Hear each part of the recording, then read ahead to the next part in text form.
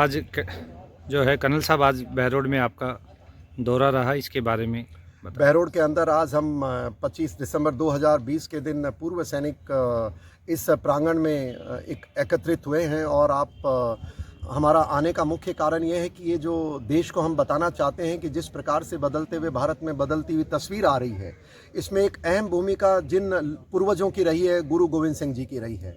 उस गुरु गोविंद सिंह जी के इस सप्ताह के अंदर 21 दिसंबर से लेकर 27 दिसंबर के दौरान उनके पूरे परिवार की शहादत हो जाती है और उन्होंने अपने जीवन का धर्म और देश को बचाने के लिए उन्होंने बलिदान दिया था।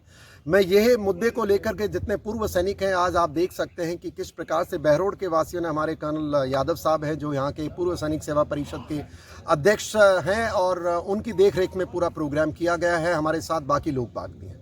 यहाँ दो मुख्य बिंदु हम देश को बताना चाहते हैं कि देश देखिए कि जिस प्रकार से देश आज इस कठिन दौर से गुजर रहा है। कोरोना है, चीन का प्रहार है, पाकिस्तान की बदमाशी है और वेस्टर्न कंट्रीज़ का जिस प्रकार से डिप्लोमेटिकली हमको ये परास्त करने की तैयारी कर रहे हैं, उसके अंदर सबसे बड़ी ताकत जो उभर के आई है भारत के नागरिकों की आई है।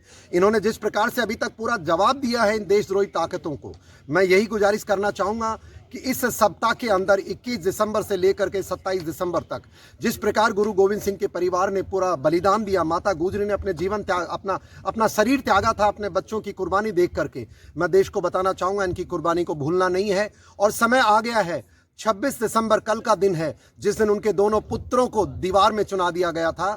मैं सरकार से मांग करता हूं, सारे सैनिकों की तरफ से मांग करता हूं कि ऐसे दिन को जिसको हर देश का बच्चा सुन करके मोटिवेट हो और देशभक्ति की भावना जाग सके, 26 दिसंबर को बाल दिवस के रूप में मनाने का हम आग्रह करते हैं। और उसके साथ साथ बहरोड की धरती से हम एक चीज़ और बताना चाहेंगे कि देश की सरकारें आएंगी और जाएंगी, पर देश का सैनिक ये सब समझ चुका है कि जो लोग भी देश हित की कार्रवाई नहीं करेंगे, उसका सैनिक एक साथ खड़े होकर के विरोध करेंगे और ऐसी प्रार्थना करेंगे कि भगवान उनको सद्बुद्धि दे। और मैं मानता हूं इस बदलते भारत की तस्वीर नई उभर के आएगी। 2021 के अंदर नया भारत इसी तरह मजबूत और देश को कमजोर करने वाली ताकतें जरूर विफल होंगी। Thank you very much.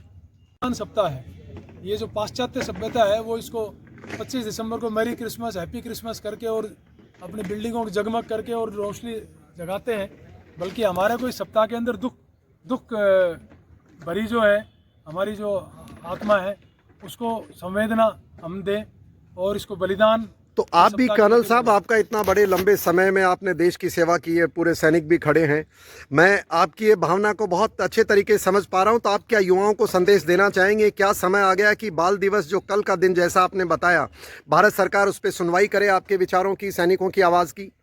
Generally जितने भी दिवस बनाए जाते हैं, चाहे बेशक बाल दिवस हो, चाहे मजदूर दिवस हो, चाहे किसान दिवस हो, अभी जैसे किसान दिवस चला गया 3 दिन पहले, शायद किसी भी पत्रकार ने या किसी भी मीडिया ने उसको उजागर तक नहीं किया, किसान दिवस था।